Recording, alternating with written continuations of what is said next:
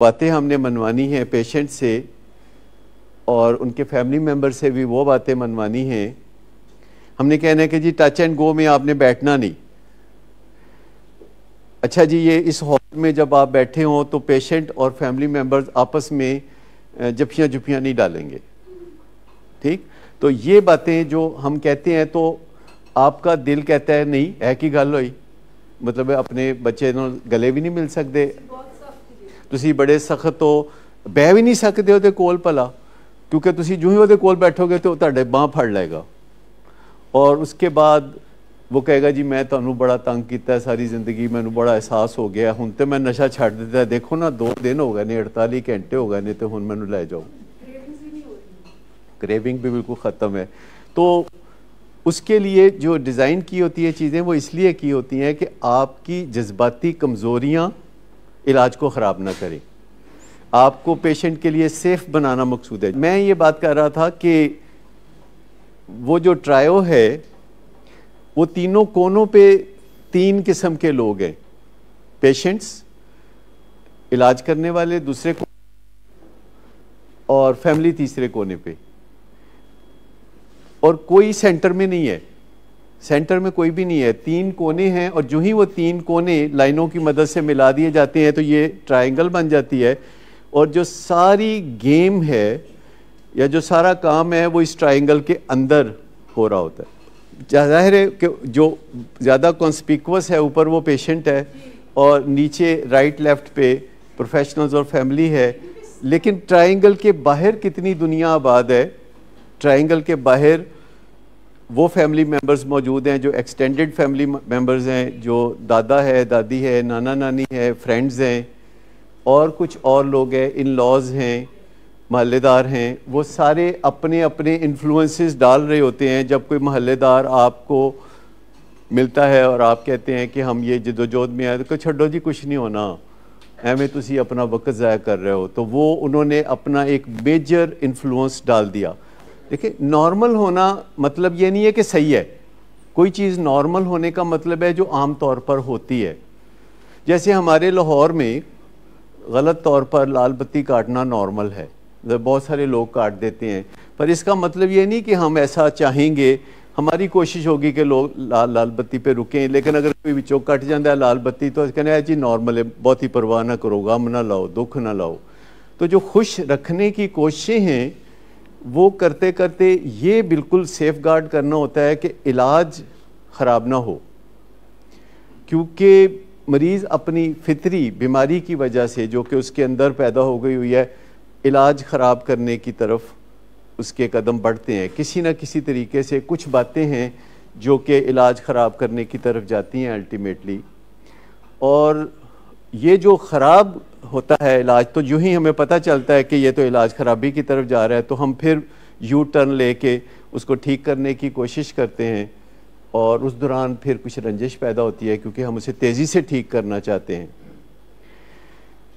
अब ये जो एक डेलिकेट बैलेंस है, एक तवाज़न कायम करना है कि घर में माँ बाप का भी है कि औलाद को खुश भी रखना है, औलाद को डिसिप्लिन भी रखना है ना। यही एक कितनी मुश्किल पेश आती है कि आप औलाद को खुश करते हैं और खुश करते करते आपको पता ही नहीं चलता कि आपने कोई ऐसा काम कर दिया है जिससे कि उनको ख़राबी की तरफ जाने का मौका मिलेगा, और आपको पता भी नहीं चलता कि ये काम तो हमने बड़ी नेक नीयती से किया, तो ये इसमें से ख़राबी कहाँ से निकल आएगी।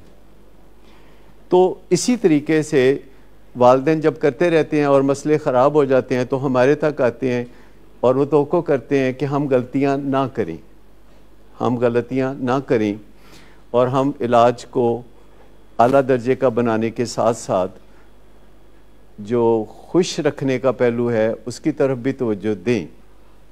लेकिन अगर फ़र्ज़ करें कि वक्त हमें 2 में से एक चीज़ चुननी हो राइट नाउ, कि इलाज को अच्छा बनाना है कि खुश रखना है, इलाज को अच्छा बनाएंगे। देखो, अस्पताल में एमरजेंसी में मरीज़ जाता है पेट दर्द के साथ, तो जब डॉक्टर टीका लगाता है तो उसकी कोशिश होनी चाहिए कि टीका ठीक लगे और गलत जगह ना लगे और बाद में वो जगह सूज ना जाए, और अगर इंट्रावीनस है तो बाहर ना जाए, ये कोशिशें होंगी। लेकिन अगर टीका कंधे पे लगे, ज़रा गलत जगह पे लग जाए जहाँ बाद में दर्द हो, लेकिन पेट दर्द उस वक्त ठीक हो जाए, या फिर आप ये सोचते रहें कि लाना है तो सही लाना है, पेट दर्द दी खैर है, ठीक होवे ना होवे, तो ये कितनी मुश्किल बात है। देखिए सब्जेक्टिव जो चीज़ है ये इतना सब्जेक्टिव भी नहीं है। जब पेशेंट बताता है अपनी ज़ुबान से या उसका चेहरा हंसता खेलता नज़र आता है तो आपको पता चल जाता है कि मरीज़ खुश है, और आप आम तौर पर इलाज में अपने पेशेंट को खुश देखना चाहते हैं। हालांकि हम कई दफ़ा कहते हैं कि बहुत ज़्यादा खुश नज़र आने वाला पेशेंट भी डिनाइल में है और उसके हालात बिल्कुल खुशी के ख़िलाफ़ हैं। उसको थोड़ा संजीदा होना चाहिए, थोड़ा फ़िक्रमंद होना चाहिए, थोड़ा उसके चेहरे पे ये तासुर होना चाहिए कि मेरी कोई गुमशुदा मता है जो मैंने तलाश करनी है। लेकिन ये इसमें क्या शक है कि हस्पताल में जब पेशेंट होता है या रिहैब में होता है तो उसकी दो एस्पेक्ट्स होती हैं, एक है हॉस्पिटल एस्पेक्ट और एक है हॉस्पिटैलिटी एस्पेक्ट। और हम हॉस्पिटैलिटी एस्पेक्ट को भी इग्नोर नहीं कर सकते, पर असल पर्पस हॉस्पिटल एस्पेक्ट है कि वहाँ जो बेस्ट प्रैक्टिसेस हैं वो हो रही हैं कि नहीं, और क्या किसी पेशेंट की आंखों में आंखें डाल के सही बात कर दी जाती है कि नहीं, बजाय इसके कि खामोशी इख्तियार की जाए। अगर पेशेंट को कोई स्ट्रेट टॉक चाहिए जिसमें कोई दिल आज़ारी भी थोड़ी बहुत होने का इम्कान होता है, लेकिन आपने स्ट्रेट टॉक करनी है और उसके बाद खामोश हो जाना है, और अगर पेशेंट अफसरदा या नाराज़ होता है तो उसको मना लेना है। एक नाराज़ करता है तो दूसरा मना लेता है। हम लोग ये भी करते हैं क्योंकि हमारे नेचुरल स्वभाव मुख्तलिफ हैं, प्रोफेशनल्स के नेचुरल स्वभाव एक जैसे नहीं हैं। आप देखते हैं कि हमारे एक जैसे नहीं हैं। जैसे आप देखते हैं कि नदीम नूर अक्सर स्ट्रेट टॉक कर देते हैं, स्ट्रेट, और लोग थोड़ा ऑफेंड हो जाते हैं कि बिल्कुल स्ट्रेट बात कर देते हैं। मिस शुमाइला हैं, वो थोड़ा सा बात तो कर देंगी लेकिन वो इस तरह बात करेंगी कि आपको जैसे लगे शुगर कोटेड है, डके छुपे अल्फाज। वो स्ट्रेट टॉक कर देंगे, सीधी सीधी गाल करेंगे, जिससे कि बड़ी तेज़ी से बात समझ में आ जाती है, पर थोड़ा बुरा लगता है। मेरा यह है कि थोड़ा आप मेरा लिहाज भी कर लेते हैं, मेरे उम्र का, तजर्बे का, पोजीशन का थोड़ा लिहाज भी कर लेते हैं, तो थोड़े कहे को भी आप ज़्यादा समझ लेते हैं, जबकि मेरे साथियों के थोड़े कहे को आप ज़्यादा नहीं समझते, और जब वो ज़्यादा कहते हैं तो आपको बुरा लगता है। लेकिन हम कहीं ना कहीं बैलेंस तलाश कर ही लेते हैं कि अच्छा ये यूं करेंगे तो फिर ऐसा होगा, फिर हम आपस में बहुत शेयर, ग्रुप में बहुत शेयरिंग करते हैं, हमें पता चलता रहता है कौन किसके साथ क्या बात कर रहा है, तो at the end of the day वो हमें फीडबैक इकट्ठा होता रहता है, और फिर हम आपस में बात करते हैं। हम कहते हैं अच्छा तुम ऐसे कर लेना तो मैं ऐसे कर लूँगा। Good guy bad guy, good cop bad cop भी कभी कभी कहते हैं। जी देखिए, पहली बात तो ये मैं आपको बताऊं कि जो गवर्नमेंट हॉस्पिटल्स होते हैं नॉर्मली उसमें एक्सपर्टीज़ बड़े ऊंचे दर्जे की होती है। एक्सपर्टीज़ बड़े ऊंचे दर्जे की होती है क्योंकि देयर इज़ ए हायरार्की। लेकिन जो होटल एस्पेक्ट है, हॉस्पिटैलिटी एस्पेक्ट है, वो ज़रा नीचे होती है। हंस के अपने क्लाइंट के साथ बात नहीं की जाती, उसके साथ नज़रें मिला के बात नहीं की जाती। अमूमन ये समझा जाता है हाउस जॉब से ही डॉक्टर की नज़र में कि ये कोई गरीब गुरबा हैं जो मेरे सामने आके इलाज के लिए बैठे हैं, और वो गरीब गुरबा ये सोच रहे होते हैं कि उनको इलाज मुफ्त में मिल रहा है तो चलो फिर उन बेइज्जती भी बर्दाश्त कर लेते हैं, और उनको ये बिल्कुल पता नहीं होता कि उनको इलाज बहुत आला दर्जे का मिल रहा है, अगर से शुगर कोटिंग कोई नहीं हो रही। एज़ कम्पेयर टू दिस, जो प्राइवेट हॉस्पिटल्स होते हैं दुनिया भर में, उसमें हॉस्पिटैलिटी एस्पेक्ट बहुत अच्छी होती है, लेकिन चेन ऑफ कमांड नहीं होती और एक्सपर्टीज़ नहीं होती, प्रोफेशनलिज्म वैसा नहीं होता। अच्छा, दोनों को एक दूसरी जानब सफ़र करने की ज़रूरत है कि जो हॉस्पिटल एस्पेक्ट है वो सरकारी अस्पतालों की अच्छी हो जाए, एक्सपर्टीज़ तो है ही, और प्राइवेट हॉस्पिटल की जो प्रोफेशनलिज्म है वो बेहतर हो जाए। लेकिन हमारी हिस्ट्री कुछ डिफरेंट है क्योंकि हमने स्क्रैच से शुरू किया। जब सरकारी अस्पतालों में इलाज था ही नहीं, बाद में भी कोई डेवलप नहीं हुआ। 1978 में जब मैंने अपने एक दोस्त का इलाज करते करते मैं इस फील्ड में आया, तो उसकी वाहद वजह यह थी कि कोई ऐसी जगह प्राइवेट या सरकारी मौजूद ही नहीं थी जहां मेरे दोस्त का इलाज हो सकता। तो उस चीज़ को करते करते, क्योंकि वो दोस्त था, वो चूँकि मौजूद ही नहीं थी एक चीज़, तो जब ये काम शुरू हुआ तो जो सबसे ज़्यादा डेफिशिएंसी होती थी वो एक्सपर्टीज़ की होती थी। आप आउट ऑफ द ब्लू एक दिन घर पे आप जो है वो चिकन कढ़ाई बनाने लगते हैं और आपको बनानी बिल्कुल कोई नहीं आती, तो सिर्फ आप ज़रूरत के तहत, मोहब्बत के तहत कोई जो मर्जी करी जा रहे हैं, बन जाती है। अगर आप पहले दिन भी बनाएंगे, मेहमान आ गया तो शायद आप कुछ बना ही दें, उसको बन गई। लेकिन फिर जो बड़ी प्यास थी कि एक्सपर्टीज़ होनी चाहिए, ये 80s एक्सपर्टीज़ को हासिल करते गुजरा, 90s एक्सपर्टीज़ को हासिल करते गुजरा, और एक्सपर्टीज़ पे फोकस इस कदर ज़्यादा था, नंबर 1। नंबर 2, हॉस्पिटैलिटी एस्पेक्ट अच्छी नहीं थी, क्योंकि उसके लिए फिनांसेस नहीं थे। हॉस्पिटैलिटी एस्पेक्ट अच्छी नहीं थी तो उधर ध्यान ही नहीं कभी गया। मुझे याद है 5-7 साल पहले तक भी ये जब पेशेंट्स हमारे पास दाखिल होते थे तो 80 में 90 दिन या 100 दिन के बाद लोग हमारी दीवारों की तरफ देखना शुरू करते थे। यानी जो अस्पताल के अंदर दरो दीवार हैं और मेरे ऑफिस के दरो दीवार हैं, वो देखना शुरू करते कहते रंग तो करा लो नवा, कुर्सियां तो ठीक करा लो, है फलाना, ठीक, ये लाइट्स तो चेंज करा लो। तो हम कहते ओहो अच्छा।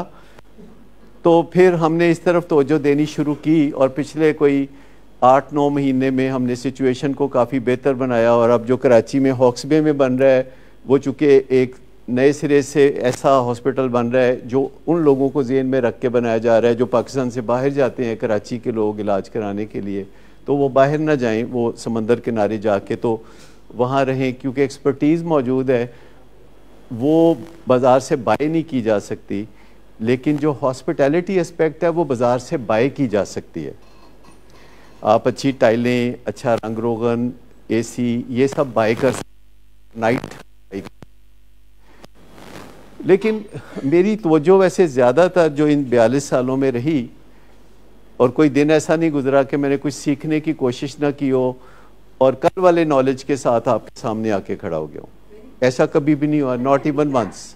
तो उसमें मैं ये बताऊँ कि मेरे साथियों पे भी मेरा यही दबाव होता है कि आप अपना जो एक्सपर्टीज़ का लेवल है वो ऊपर बढ़ाएं, और उसमें से सबसे मुश्किल चीज़ वही है कि खुश भी रखना है और इलाज के ऊपर जद भी ना आने पाए।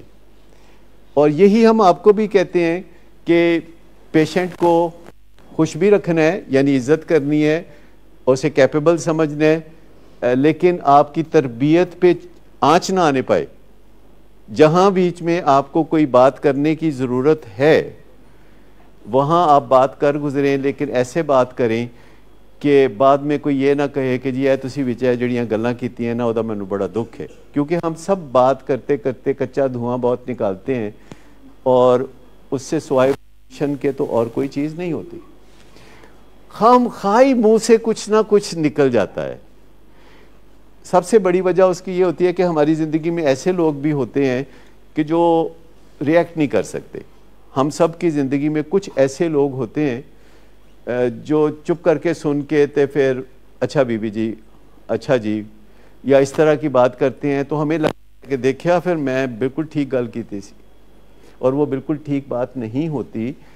पर हमें बारहा उस तजर्बे से जब गुजरने का मौका मिलता है कि अगला बंदा कहता है जो हुक्म सरकार, ठीक है, और वो उसकी मजबूरी है कि वो रिएक्ट नहीं कर सकता, हमें उससे एक रॉन्ग मैसेज मिलता है कि हमारा जो बिहेवियर है वो ओके है। और उस बिहेवियर को फिर हम दूसरे लोगों पे अप्लाई करना शुरू करते हैं। मिसाल के तौर पर अपने बच्चों पर, मिसाल के तौर पर अपने बहनों भाइयों पर, अपने वालिद पे फिर एक्सपर्टीज़ ज़्यादा हो जाए तो वालिद वालदा पे भी करते हैं। और हैरत अंगेज़ तौर पर बाज़ औक़ात वालिदैन ऐसे सलूक का निशाना बन रहे होते हैं, यानी बिल्कुल खुली गालियाँ दे रही होती है औलाद, और वो बड़ी तकलीफ़ दे बात होती है देखने वाले के लिए। वो जिसके ऊपर बीत रही होती है उसका तो अंत ही कोई नहीं ना, लेकिन देखने वाले के लिए भी वो बहुत तकलीफ़ दे बात होती है कि कोई बच्चा, कोई सबॉर्डिनेट अपने ही बुज़ुर्गों या सीनियर्स के ऊपर हाथ उठाए या उनके बारे में बहुत ही बुरी ज़बान इस्तेमाल करे। जब हमने इलाज को और खुश करने को मिला के चलना होता है तो इस राह में कई दुश्वारियां आती हैं कि जब हम खुश करने की बजाय इलाज को अहमियत दें तो बाज़ औक़ात पेरेंट्स उसमें हर्डल बन जाते हैं। उनका जो दिल है वो तड़प तड़प के बीच में आता है और काफ़ी दिन भी हो गए होते हैं मरीज़ से दूर हुए और उसने काफ़ी दिन से घर में जो हरकतें थी वो भी कोई नहीं की क्योंकि वो अस्पताल में है, और जो वाक़यात थे तकलीफ़ दे वो भी कुछ थोड़े पुराने हो चुके होते हैं। मुझे ये बताइए कि ये बारहा ये बीच में मौका आएगा कि हमें एक डिसिप्लिन करना होता है और पेरेंट्स कह रहे होते हैं कि ना करें। कई दफ़ा ऐसे होता है ऑलमोस्ट किसी हद तक, मतलब वैसे ज़्यादातर जो ड्रग्स हैं वो इंसान के मूड की बजाय उसे स्पेशल मूड में ले जाती हैं और फिर फैसले उस मूड के तहत होते हैं। क्योंकि हमारे ज़्यादातर फैसले लॉजिक की वजह से नहीं होते, हमारे ज़्यादातर फैसले इमोशंस की वजह से होते हैं। हमारे इमोशंस उन फैसलों की वजह बनते हैं। हमें लगता है कि there is a logic also. तो जैसे चरस है तो वो साइकोसिस बहुत पैदा करती है, जिसका मतलब है कि एग्रेशन और गुस्सा उसका इंटेग्रल पार्ट होगा।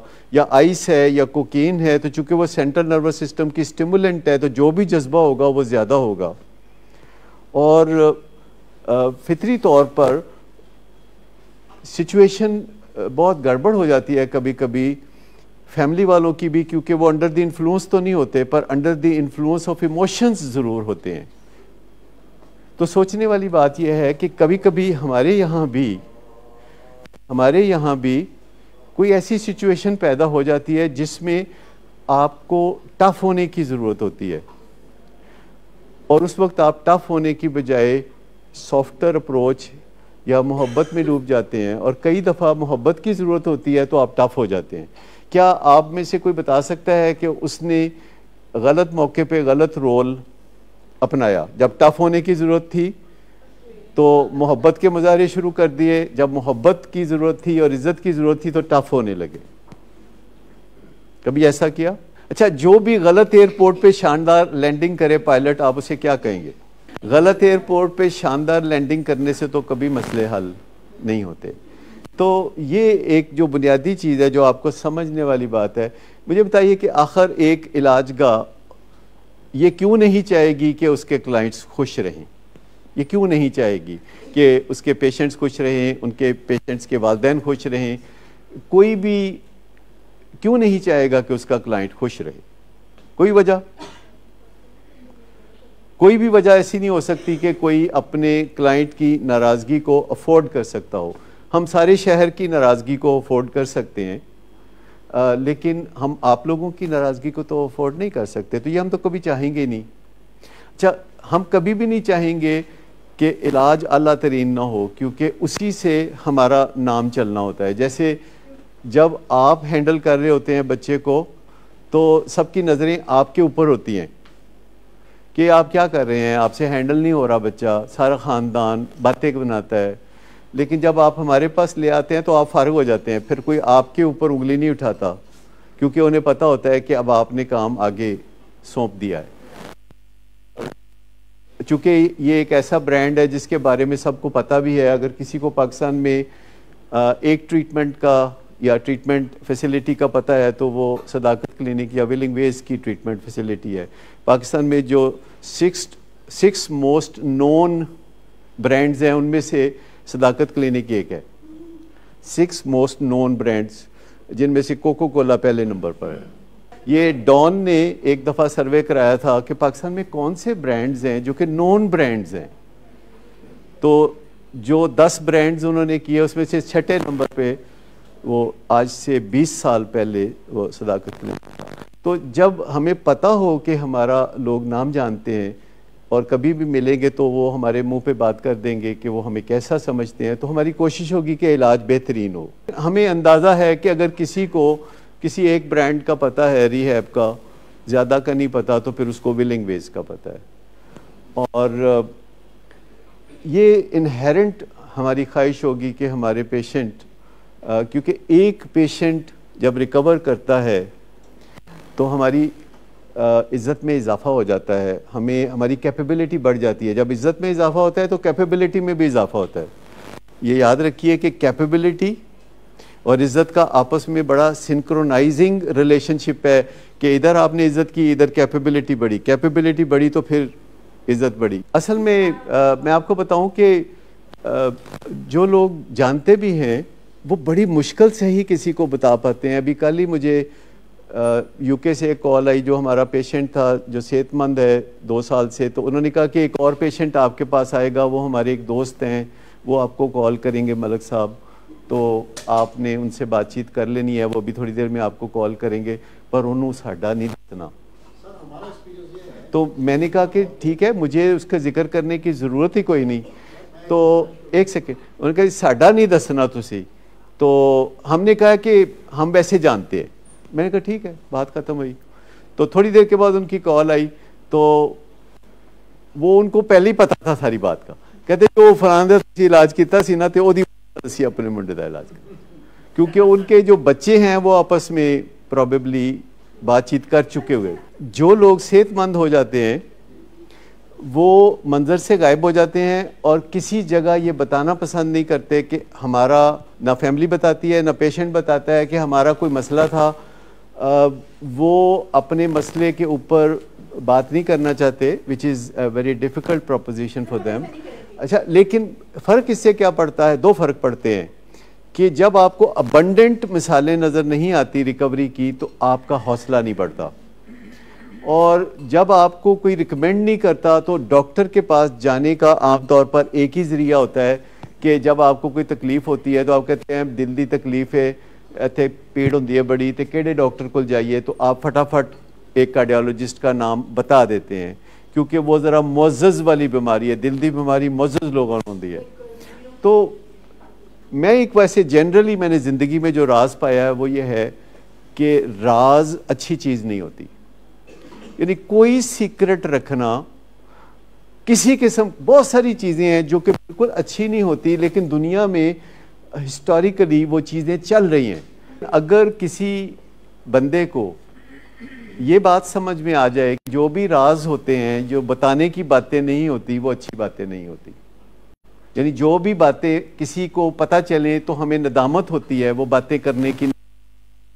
सिंपल लॉजिक देखें ना, जिस बात के हवाले से आप परेशान है कि जे किसी को पता लग गया, क्योंकि मेरे ख्याल के मुताबिक एक बंदे को तो पहले ही पता है, और वो बंदा सब तो अहम बंदा है तुहाडी जिंदगी च, जिन्हों पता है वो आप खुद हैं, और को पता है तो फिर इट डजंट मैटर के और किन्नू पता है, फिर जिन्हों भी पता है वो घट अहम बंदा है।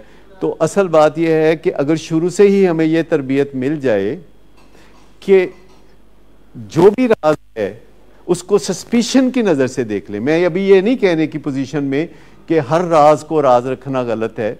जनरली जब कहीं राज का मामला हो, राजदारी का मामला हो, तो just give it A thought कि ये सस्पिशन की नज़र से उसको देख लें कि या कोई चंगा काम है या चंगा काम नहीं। जैसे कि कुछ लोग हैं जो कि सेल फोन पे पासवर्ड नहीं लगाते, ख़ास तौर पर अपनी बीवी से तो बिल्कुल भी, वो कहते हैं देख लो जो देखना है, ठीक। तो ज़्यादातर लोग लगाना चाहेंगे।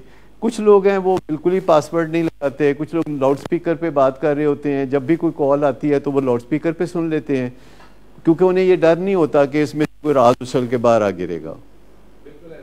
तो जब उनके इस तर्ज़ अमल को दूसरे लोग देखते हैं तो वो उनकी टो में लगना छोड़ देते हैं।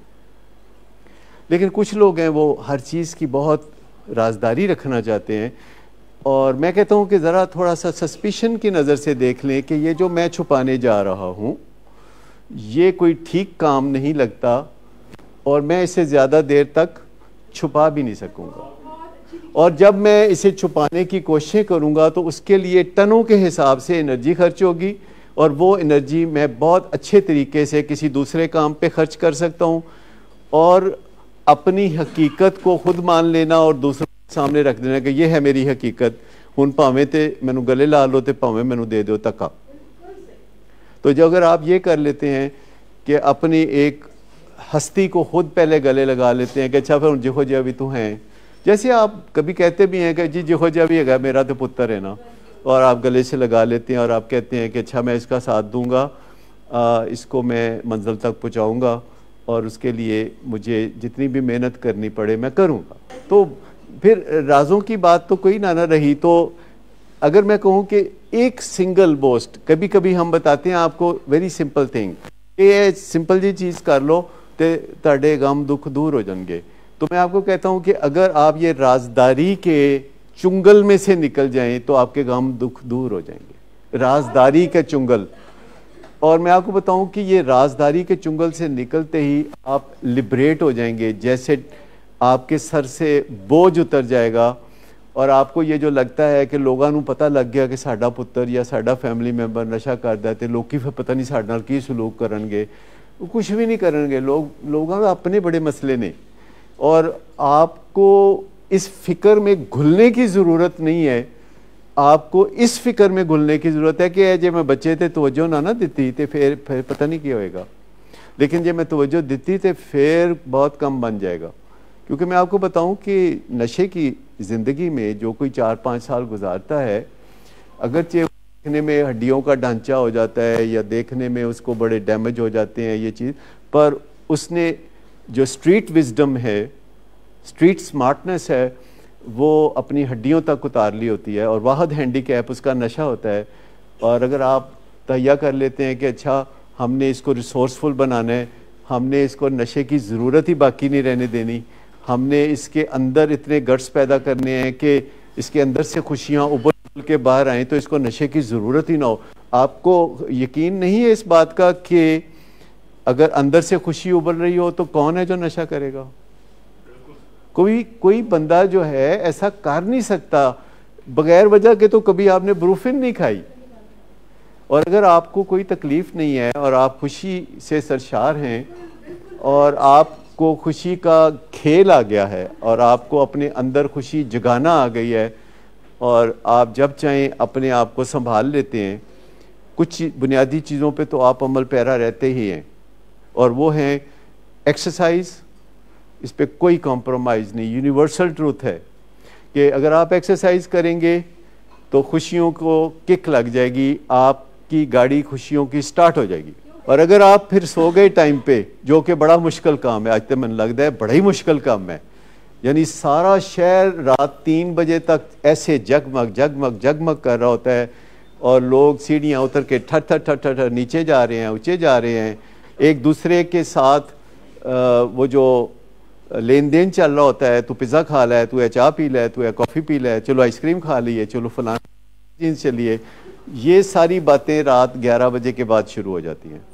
तो दूसरी चीज़ ये है कि टाइम पे सो जाएं तो आपकी खुशियों की फैक्ट्री जो है वो चलना शुरू हो जाएगी, और उससे लोगों ने बड़ा फ़ायदा उठाया था। अच्छा, तीसरी चीज़ ये है कि अपने खाने को ठीक कर लें, यानी ऐसी चीज़ें खाएं कुछ वेजिटेरियन हो जाए, कुछ यानी कम से कम रात को गोश्त ना खाएं।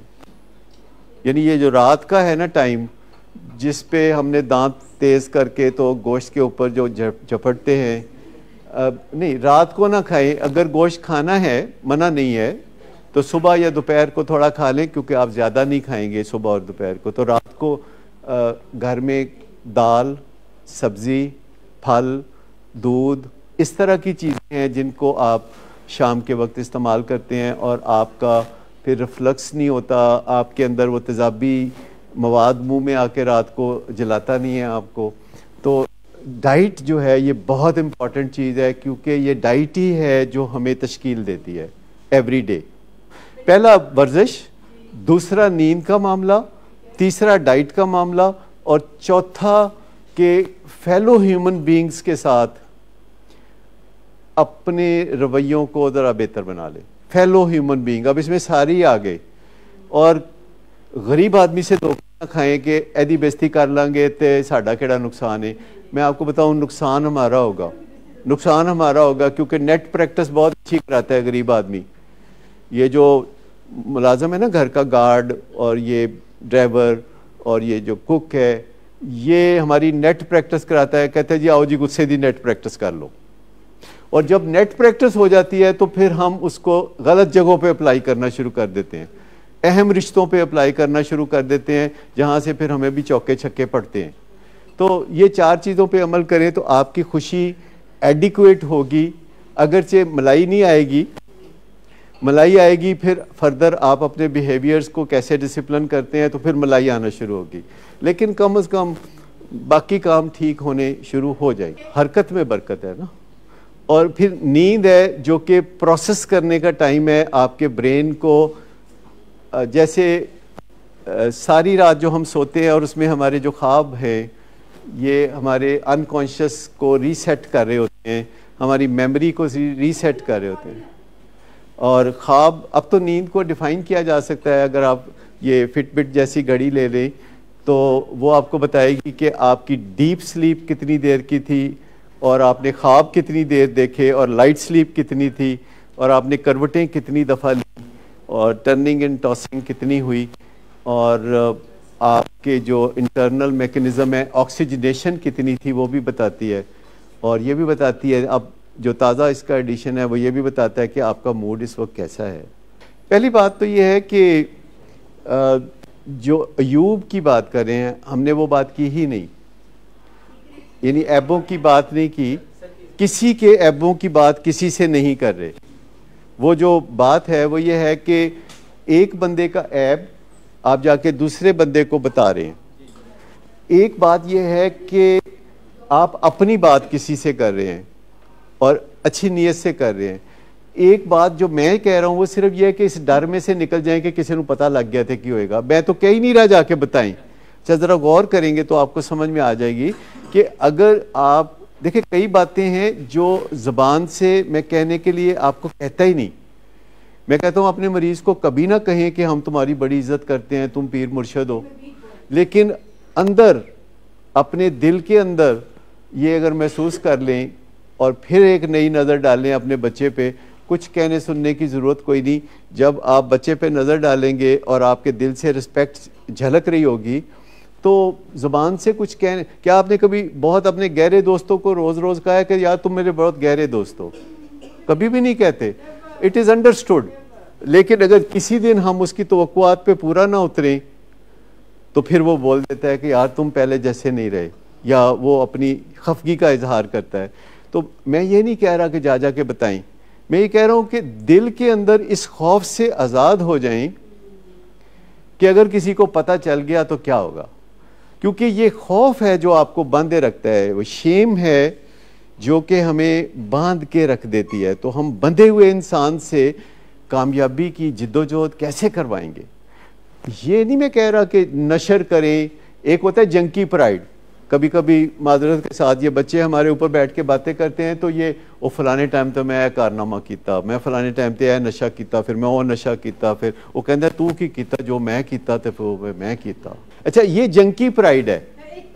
ये जंकी प्राइड जो है हम इसकी बात नहीं कर रहे, मैं सिर्फ बात कर रहा हूँ कि जब आप दोनों मियाँ बीवी बैठे हों घर में और हर वक्त आपके दिल पे ये खौफ सा हो जाए किसी को पता लग गया तो बनेगी की, जे तेरी भैन को पता लग गया तो मेरे भरा को पता लग गया तो फिर फुफो को पता लग गया। जब इन चीज़ों में हम पड़े होते हैं तो हमारी सारी एनर्जी फोकस होके मुर्तकिज़ होके उस तरफ चली जाती है और हमारा अगला रिएक्शन होता है फ्रीज हो जाए, फ्रीज। ठीक, तो अगला रिएक्शन होगा हम फ्रीज हो जाएंगे। और इंसानों में ये बड़ा प्रॉब्लम है कि उनको जब भी कोई खौफ लाहक होता है तो या वो फ्रीज हो जाते हैं या भाग खड़े होते हैं। वो सही चैलेंज को फाइट नहीं कर सकते क्योंकि ये फाइट और फ्लाइट, ये इसकी बजाय वो फ्रीज और फ्लाइट की तरफ चले जाते हैं। तो खौफ से निजात पाना एक बहुत ज़रूरी अमर है। नहीं बंदा एवं सोचने लग पैदा है जिहड़ा भैन मेरी ने अं देखिया ना लगता है इन्हूं पता लग गया। ये एवं बैठे बैठे बंदा अज्यूम करने लगता है कि ये दिल ही दिल में ना हमारे इस मसले के बारे में सोच रहे हैं। तो मैं ये नहीं कह रहा कि आप जाके, और जो अल्लाह पर्दा रखता है उसकी मेहरबानी है, उसका फजल है कि वो पर्दा रखता है हमारा इंसानों का। हम भी एक दूसरे का पर्दा रखते हैं, जहाँ मोहब्बत होती है तो पर्दा भी होता है, कुछ लिहाज भी करते हैं, पर इस खौफ में मुब्तला रहना कि ये अगर किसी को पता चल गया तो क्या होगा, तो ये खौफ हमें मफलूज करके रख देता है। तो एक सिंगल इम्पॉर्टेंट फैक्टर ये है कि जिसने इस घबराहट से निजात पाली कि लोग क्या कहेंगे, समझे कि उसने बैरियर तोड़ दिया है और हैंडीकैप ख़त्म कर दिया है और वो अपने आगे कामयाबी के सफ़र के लिए काफ़ी अच्छी तरह से तैयार है। दूसरी बात जो मैं सीक्रेट के बारे में कह रहा था, मैंने सस्पिशन की बात की कि जहाँ सीक्रेट है वहाँ सस्पिशन रखें कि ये कोई काम ठीक नहीं हो सकता है, वैसे ठीक ही होए, लेकिन एक अज्यूम करना कि ये जो छुपाने की ज़रूरत महसूस हो रही है, ये जो नदामत का खौफ हो रहा है, तो ये काम ही ठीक नहीं है, तो बेहतर है कि इस काम को ही छोड़ दिया जाए। और बाज़ चीज़ें जैसे दोस्तों को कहते हैं कि वो दोस्तों का जी बहुत राज रखते हैं, और सच्चे दोस्त ऐसा नहीं करते। कई दफ़ा हम भी अपने ऑर्गेनाइजेशन में कहते हैं कि देखो भाई, अगर आपको किसी में कोई गलती या बुराई नज़र आए तो एक आपके पास ऑप्शन है कि आप उसे वार्निंग दे दो कि भाई अपना ये मामला ठीक कर दो, नहीं तो मैं आगे ऊपर बता दूंगा। और अगर वो अपने आप को सुधारता नहीं है तो फिर विसल ब्लो कर दें। ये जो विसल ब्लोइंग का जो कॉन्सेप्ट है, ये इंसानी इर्तिका के लिए, चाहे वो किसी घर का हो, चाहे किसी ऑर्गेनाइजेशन का हो, चाहे मुआशरे का हो, विसल ब्लोइंग मुआशरे के इर्तिका के लिए ज़रूरी है। और अगर घर घर विसल ब्लोइंग हो, शोर तो कुछ होगा, हंगामा तो थोड़ा बहुत होगा, पर नई नॉर्म्स सेट हो जाएंगी। और मियाँ को पता हो तो वो बीवी को बताए अपने बच्चों के बारे में, बीवी को पता हो तो वो मियाँ को बताए, और जो बड़ा भाई है वो अपने माँ बाप के साथ उसकी लॉयल्टी हो पहले और भाई के साथ हो बाहर बाद में। और बड़े भाई को पता है, बड़ी बहन को पता है तो वो बताए। और अपने घर में ड्राइवर रखते हुए उन्हें सबसे पहला ये सबक दे के देखो तुम हमारे मुलाजम हो, तुम इन बच्चों के मुलाजम नहीं हो, और तुम्हारी जॉब, तुम्हारी नौकरी की सिक्योरिटी हमारे सेटिस्फेक्शन पर है, इन बच्चों की तसल्ली पर नहीं है। सबके ही सिर्फ लड़कों के नहीं, सिर्फ सबके ही। और मैं आपको बताऊं कि सिर्फ चंद बातों की एहतियात से घरों की काया पलट सकती है, क्योंकि अमूमन आप जिन घरों से ताल्लुक़ रखते हैं उनमें आप 4 लोग रहते हैं और 6 आपके मुलाजम होते हैं। वो अक्सरियत में होते ही हैं, वैसे ही अक्सरियत में होते हैं। एक एक घर में 2-2 3-3 ड्राइवर होते हैं, 2-2 3-3 गार्ड होते हैं, ये कुक है, ये सफाई वाली है, ये बर्तन धोने वाली है, ये कोई और है, और घर के अफराद जो है 3 है। और ये जो चीज़ है बड़े एहतियात से चुनने वाली है। कोई हरज नहीं, किसी को नौकरी मिलती है, आपको कंफर्ट मिलता है, और पाकिस्तान में रहने का सबसे बड़ा तो चाम ही यही है कि आप कम से कम नवाब तो बन सकते हैं।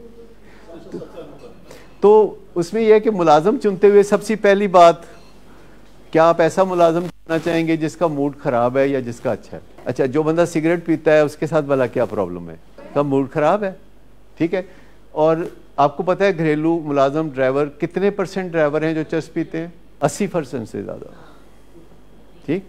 अच्छा, थोड़ी बहुत अफीम टूंग लेना, खा लेना, चर्स पी लेना, सिगरेट पी लेना, ये सारा आपको मैं बताऊं कि ज़्यादातर इम्कान ये है कि अगर आप इस चीज़ के ऊपर नज़र नहीं रखेंगे तो आपके मुलाजम सिगरेट पीने वाले, चरस पीने वाले और नशे करने वाले होंगे। और ऐसे लोग जो हैं उनका मूड अच्छा नहीं होता, और वो जब मूड अच्छा होता है तो वो कुछ और करते हैं, और जब मूड अच्छा नहीं होता तो कुछ और करते हैं। वो वैल्यूज़ को कॉम्प्रोमाइज़ करते हैं नशे की वजह से, और वो आपके बच्चे का राज रखेंगे और वो आपको नहीं बताएंगे।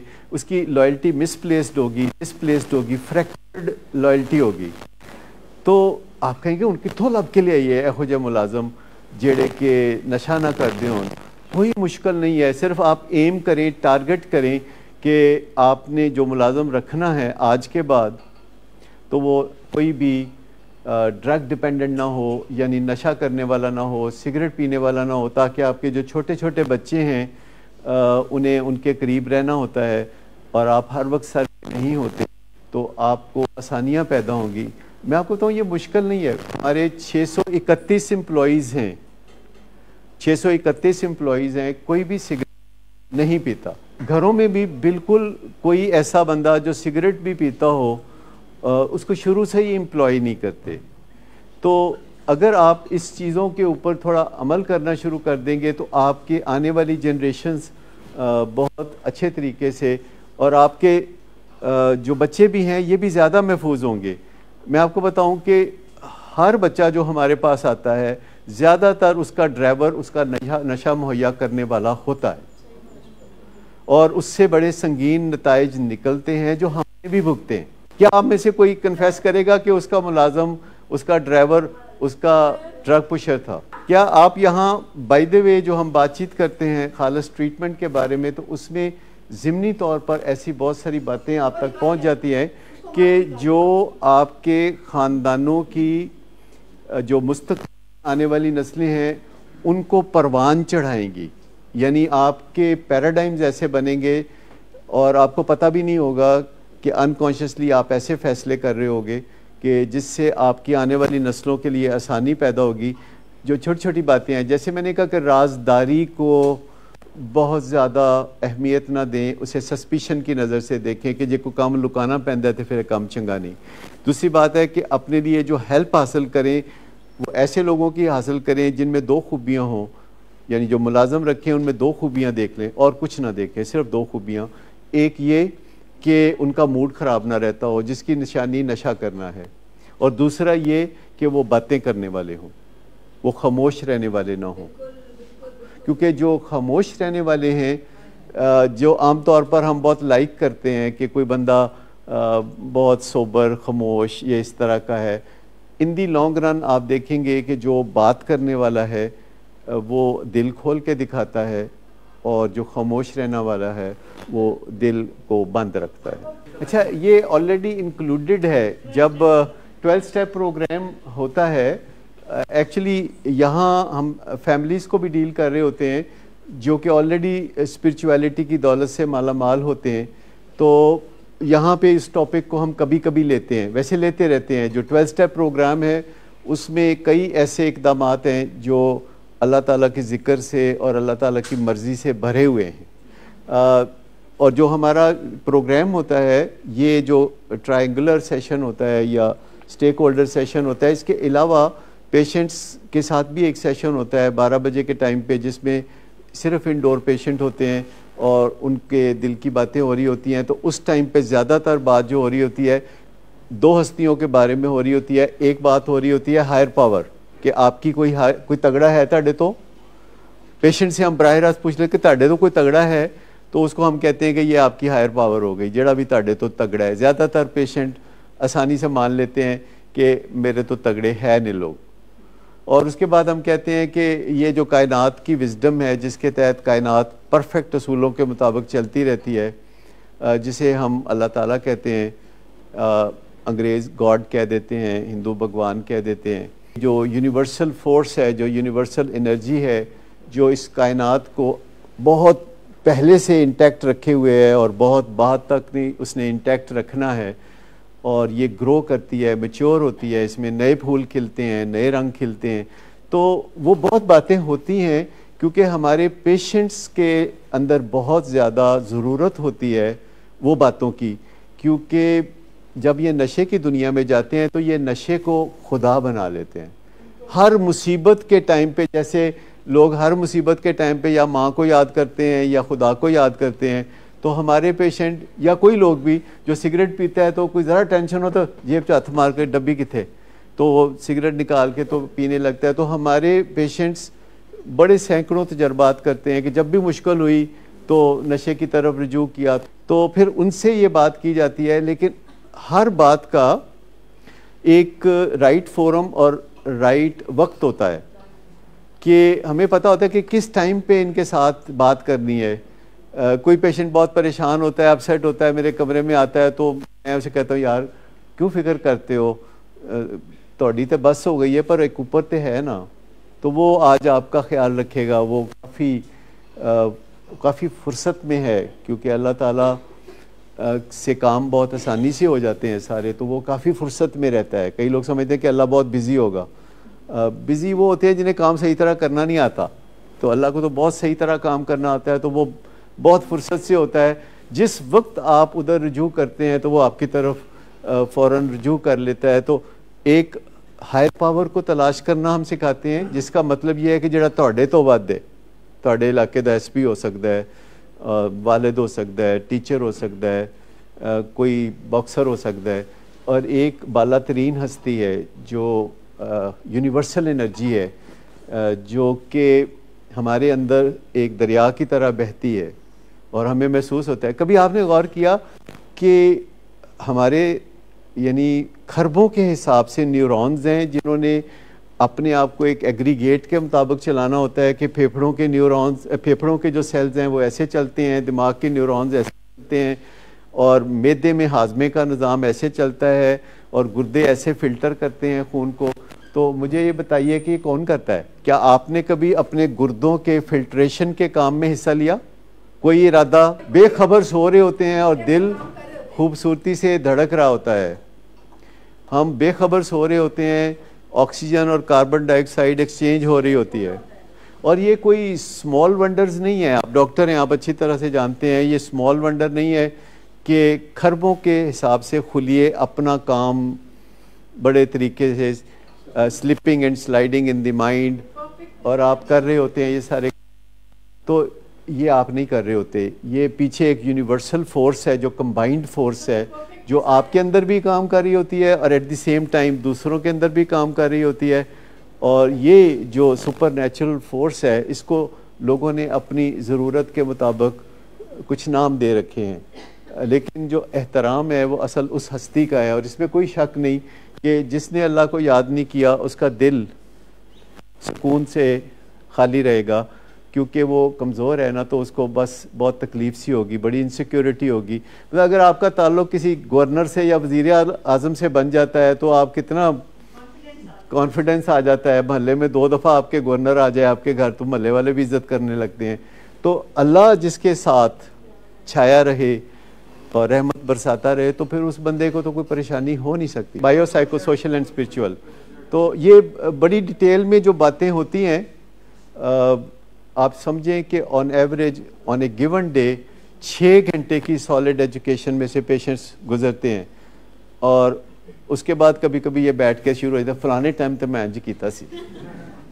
देखो ना, हम किसी से कुछ कर बैठते हैं ज्यादती, और वो बंदा मौजूद है सामने, जिंदा सलामत मौजूद है, तो हम ऐसे सीक्रेट प्लान बनाते रहे। तो बेहतर नहीं है कि हम पूछ लें कि अच्छा जी उन्हें हो गया है, देखो मेरे हाथ जुड़े तो मैनू दसो मैं की करा कि तुहाडा गिला जांदा। पूछ लिया जाए कि कैसे आप खुश होंगे।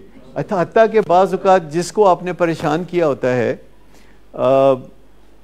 तो वो दुनिया में नहीं रहता।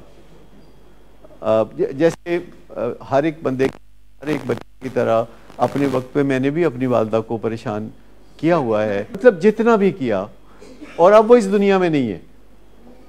अब ये बहुत बड़ा हैंडीकैप है कि आपने जिसको परेशान किया अब वो इस दुनिया में नहीं है, लेकिन और लोग हैं जिनकी माएँ इस दुनिया में हैं। तो जब मैं किसी माँ के साथ बात करता हूँ जो किसी की माँ होती है, और मेरे दिल में होता है कि अच्छा जो मेरी माँ होती तो मैं उससे कैसे बात करता, और मैं उसको इस तरह बात करता हूँ, तो मुझे लगता है कि मेरी माँ को भी उसका एहसास पहुँचता होगा। तो हम कभी भी ऐसा कर सकते हैं कि जब जिंदा सलामत माँ सामने हो तो उस मौके को तो गनीमत जानना चाहिए, और घुटने पकड़ के, पाँव पकड़ के सिद्ध के दिल से कहना चाहिए मेरे से कुताहियाँ हुई हैं तो आप बताएं कि मैं क्या करूं। तो माँ अपनी मासूमियत में कुछ भी कह सकती है आपको कि अच्छा तुम यूं कर लो। और इससे भी ज़्यादा बड़ी कमिटमेंट है कि मैंने अपने आप को प्रिपेयर करना है कि मैं सरासर खैर ही खैर बन जाऊं। देखो ना, अगर हम अपने आप को प्रिपेयर नहीं करेंगे, सिर्फ मोटिवेशन होगी। अगर हम गाड़ी चलाना नहीं सीखेंगे लेकिन मोटिवेशन होगी और गाड़ी के ऊपर बैठ के तो हम चल पड़ेंगे, तो कहीं ना कहीं मारेंगे। लेकिन अगर हम पहले तैयारी भी कर लें कि कैसे हमने अपने आप को चेंज करना है, कैसे हमने अपने आप को बेहतर बनाना है, ताकि जब हम अपने बिहेवियर का डिस्प्ले करें तो वो एक अच्छा डिस्प्ले हो। और ख़ाली मोटिवेशन काफ़ी नहीं, यानी विल खाली जो है काफ़ी नहीं, स्किल चाहिए। स्किल के बाद आपको सोशल कैपिटल बदलने की ज़रूरत है। सबसे पहले इतनी बिग डील आप बना लेते हैं अपने दोस्तों को कि जी उन्होंने मैं नहीं छड़ना, तो हमें यही पता चल जाता है कि अच्छा फिर कितने का आप प्रिपेयर्ड हैं। कि आप कहते हैं जी छलांगे मारते हैं, मैं ये कर दूंगा, मैं करके दिखा दूंगा, मैं कभी नशा नहीं करूंगा, कभी नहीं सुनोगे। तो हम कहते हैं अच्छा दोस्तों को छोड़ दोगे ना? फिर कहते नहीं है नहीं मैं करना, दोस्तों को मैं नहीं छड़। तो फिर आपको पता चल जाता है कि वो जो स्पिरिट है उसमें दम नहीं है। तो कुछ कुर्बानी का पहलू तो आएगा।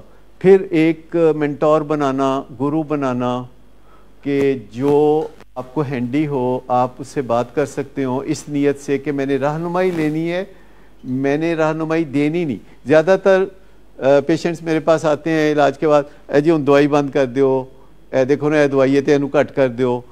ये इसकी बुनियाद गलत है, क्योंकि आप नुस्खा सामने करके कहते हैं अच्छा जी है कुछ है कोई तब्दीली, और अगर आप कहते हैं कि नहीं अभी यही ठीक है, तो फिर दिलो जान से आप कहते हैं ठीक है यही ठीक है।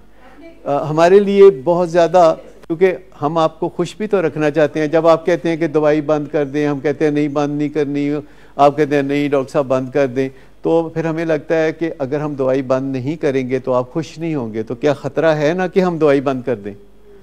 और ये जो ख़तरा है कि आपको खुश करने के लिए हम दवाई बंद कर दें, तो ये ख़तरा कौन भुगतेगा? तो जब भी हमारे साथ बात करें तो हमारी मदद करें, हमारी मदद करें कि हम आपकी मदद कर सकें, और हमारी मदद करें कि हम वो मुश्किल काम कर सकें कि अपने ऐसे रिश्तों में जो सरपरस्ती का रिश्ता है, यानी आप हमारे सरपरस्त हैं, हम आपके खिदमतगार हैं। तो जब किसी ऐसे बंदे पे जिम्मेदारी आन पड़ती है जो दर्जे में आपके नीचे है, तो आपको उसकी मदद करनी पड़ेगी। यानी किसी ऐसे बंदे की जब बारी आ जाती है हमारे जैसे की, जो दर्जे में आपसे नीचे है और उसने काम करना है कोई बड़ा, तो आप मदद नहीं करेंगे तो हम मुश्किल में फंस जाएंगे। ये बिल्कुल ऐसे ही है, आपके बेशुमार ऐसे होते हैं जो आपके खिदमतगार होते हैं, और आपने उनकी मदद करनी होती है कि अपने फरीज़े अच्छी तरह अंजाम दे सकें। क्योंकि बज़ाहिर ये बात बड़ी मुश्किल नज़र आती है कि हमारे ज़िम्मेदारी ऐसे लोगों को हदायत देने की है जो हमारे क्लाइंट हैं, हमारे से ऊपर के दर्जे के लोग हैं, तो उनको हमने हदायतनामा जारी करना है, फिर हमने अकाउंटेबिलिटी करनी है, फिर हमने उनको कहना है नहीं ठीक होया तो ए ठीक हो गया, तो ए नहीं ठीक होया। तो कभी कभी आप तंग भी तो पड़ जाते होंगे ना कि ए की साढ़े उत्ते अफसर लग गए ने, या आप कहते हैं जी स्कूल ही पा देता है सानू फिर नवे सिरे तो। लेकिन मैं आपको बताऊं कि ये इसके सिवा चारा कोई नहीं है। इस बीमारी का इलाज है ही इसी किस्म का कि जिस मोहब्बत भरे जज्बे के साथ आपने बच्चों को इस्लाह की तरफ लाना शुरू किया था और फिर काम नहीं बना तो आप आए, तो कामयाबी के अलावा कोई ऑप्शन नहीं है। There is no other option. कामयाबी के अलावा कोई ऑप्शन नहीं है। उसमें कभी कभी हमसे कोई गुस्ताही हो जाए, कई दफ़ा हम एक बात 2 दफ़ा कह देते हैं, कई दफ़ा हम 3-4 दफ़ा कह देते हैं, तो आप तंग होते हैं। उस वक्त आप हमें माफ़ कर सकते हैं। कई दफ़ा हम आपकी बात सिरे से मानने से इनकार कर देते हैं। कई दफ़ा कुछ ऐसा होता है तो आप कहते हैं देखो एक तो इन्होंने पैसे देने उत्तों है सानू हुक्म चला देने, तो जेन कई तरफ परवाज है। लेकिन मैं आपको बताऊं कि at the end of the day हम आपके खिदमतगार हैं, और हमारी खिदमतगारी ये है कि हमारा काम इतना मुश्किल है कि अपने साहबों को हमने बिहेवियरली चेंज करना है। ये हमने अपने साहबों की बात नहीं मानी। यानी आप जरा अंदाज़ा करें कि हमारी ये स्पिरिचुअल ड्यूटी है कि हमने अपने साहबों की बात नहीं माननी बल्कि उनसे बात मनवानी है, और इसमें आपकी मदद के बगैर हम ये कैसे कर सकते हैं। आप अपने जो नातमाम आरजुएँ होती हैं उनको पहले पूरा करते हैं। तो वो चूँकि बच्चा मैं खुद ही हूँ, चूँकि मुझे रिग्रेट बहुत है, ये वक्त गुजरने के साथ साथ मुझे रिग्रेट बहुत है कि वो दुनिया से चली गई और बग़ैर किसी वार्निंग के चली गई, पता ही नहीं चला। थैंक यू वेरी मच, बहुत शुक्रिया। आपका जज्बा बड़ा बुलंद है और आपसे बहुत मोटिवेशन मिलती है। ये तो सिंबॉलिक है ना। यहाँ हर माँ चाहे वो 25 साल की हो, देखो जो यहाँ जो माएँ हैं इस हॉल में, चाहे उनमें से कोई 25 साल की हो तो वो डेजिग्नेटेड माँ है। वो माँ का उम्र से कोई ताल्लुक नहीं होता, जिसको अल्लाह इस दर्जे पे फाइज कर दे। मैं आपको बताऊं कि मेरे लिए ये बहुत ही तसल्ली और ख़ुशी की बात होती है जब मैं आप लोगों से मिल रहा होता हूँ 1 to 1 या इस हॉल में या छोटी सी गैदरिंग में। मुझे रिश्तेदारों की कभी कमी महसूस नहीं हुई। मैं रिश्तेदारों को ज़्यादा मिल नहीं पाता क्योंकि मेरी ये मसरूफियात ज़्यादा होती हैं और मैं बहुत एक्सटेंडेड फैमिलीज़ में ज़्यादा मिल नहीं सकता। और अगर कभी मिलता भी हूँ तो वो आप लोगों के फंक्शंस में मैं अक्सर चला जाता हूँ रिश्तेदारों के फंक्शंस की बजाय, क्योंकि आपसे तालमेल बनता है। क्योंकि हमारे दरमियान एक सांझ होती है और वो सांझ ये होती है कि आपकी औलाद आप हमारी औलाद बना देते हैं और जो फिर आपकी औलाद हमारी औलाद होती है, तो ये सांझ हमें बांध के रखती है।